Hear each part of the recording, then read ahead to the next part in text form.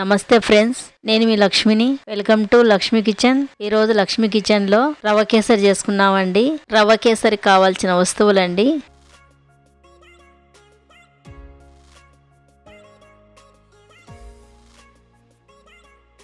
ఒక కప్పు లావు రవ్వ అండి. ఈ రవ్వ ఉప్మా రవ్వ అండి. ముందుగా గ్యాస్ ఆన్ చేసుకున్నాం. ఆన్ చేసుకున్న తర్వాత బాండిల్ని పెట్టుకున్నాం. బాండిల్ కొంచెం వేడెక్కినాక ఒక స్పూన్ నెయ్యి వేసుకున్నాం. నెయ్యి అంతా కరిగినాక ఒక కప్పు కొబ్బరి ముక్కలు వేసుకున్నాం. కొబ్బరి ముక్కలను గోల్డ్ కలర్ వచ్చేంత వరకు ఫ్రై చేసుకున్నామండి. గోల్డ్ కలర్ వచ్చినాయండి. ఒక కప్పులోకి తీసుకున్నాం కొబ్బరి ముక్కలన్నీ. కొన్ని బాదం పప్పులు, కొన్ని గుమ్మడికాయ విత్తనాలు, ఈ రెండు కలిపి వేసుకుందామండి. నిదానంగా బాగా ఫ్రై చేసుకున్నాం. ఫ్రై అయినాక ఇవి కూడా ఒక ప్లేట్లోకి తీసుకున్నామండి. కొన్ని ఎల్లో కలర్ కిస్మిస్లు వేసుకున్నాం. కొన్ని బ్లాక్ కలర్ కిస్మిస్లు వేసుకున్నామండి. ఈ రెండు బాగా ఫ్రై చేసుకున్నాం. ఫ్రై అయినాయండి. ఇవి కూడా ఒక ప్లేట్లోకి తీసుకున్నాం. అదే బాండిల్లో ఒక స్పూన్ నెయ్యి వేసుకున్నామండి. ఉప్మా రవ్వ ఫ్రై చేసుకోనికి నాకు సరిపోదని మళ్ళీ ఒక స్పూన్ వేసుకున్నాను. ఉప్మా రవ్వ వేసుకున్నామండి. వేసుకొని బాగా నిదానంగా ఫ్రై చేసుకున్నాం. ఉప్మా రవ్వ ఎల్లో కలర్ ఉంది కదండి, గోల్డ్ కలర్ వచ్చేంత వరకు ఫ్రై చేసుకున్నాం. మధ్య మధ్యలో కలుపుకుంటా రవ్వను మాడిపోకుండా నిదానంగా ఫ్రై చేసుకున్నామండి.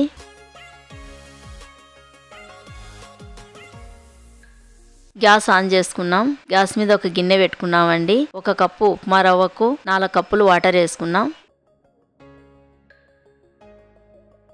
ఈ వాటర్ను బాగా మరిగించుకున్నామండి. ఇక్కడ రవ్వ బాగా ఫ్రై అయిందండి. మనం వేసినప్పుడు ఎల్లో కలర్ ఉండేది కదా, ఇప్పుడు కొంచెం కలర్ మారిందండి. స్టవ్ మీద వాటర్ మరిగించుకుంటున్నాం కదా, ఆ వాటర్ను కొంచెం కొంచెం వేసుకుంటా కలుపుకుంటున్నాం. ఎక్కువ వేసుకుంటే ఇంకా వాటర్ చిట్టిపోతాదండి. గిన్నెలో ఉన్న వాటర్ అన్ని వేసుకున్నామండి. వేసుకున్నాక అంతా ఒకసారి రవ్వను బాగా కలుపుదాం.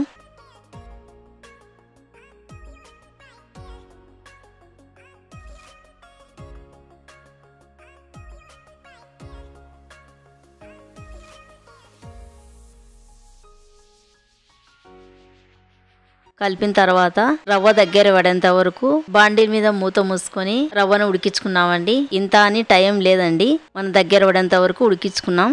మూత తీసి చూసామండి రవ్వ ఉడికిందో లేదో. రవ్వ బాగా దగ్గర పడిందండి. అంతా ఒకసారి బాగా కలిపి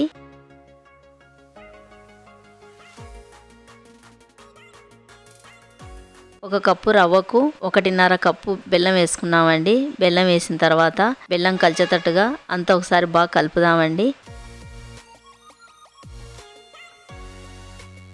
బెల్లం వేసినాక కొంచెం పలసబడుతుంది. మళ్ళీ గట్టిపడేంత వరకు రవ్వను ఉడికించుకున్నాం. బాండిల్ మీద మూత చూసామండి, రవ్వ బాగా దగ్గర పడింది. ఇప్పుడు ఒక స్పూన్ యాలకుల పొడి వేసుకున్నాం. ఫ్రై చేసిన కొబ్బరి ముక్కలు వేసుకున్నాం. జీడిపప్పులు, కిస్మిస్లు వేసుకున్నామండి. వేసుకున్న తర్వాత అంతా ఒకసారి బాగా కలుపుదాం.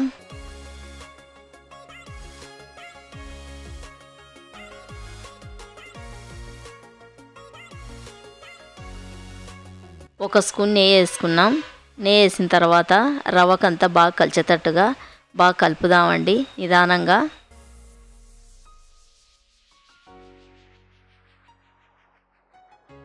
గ్యాస్ ఆఫ్ చేసుకున్నాం.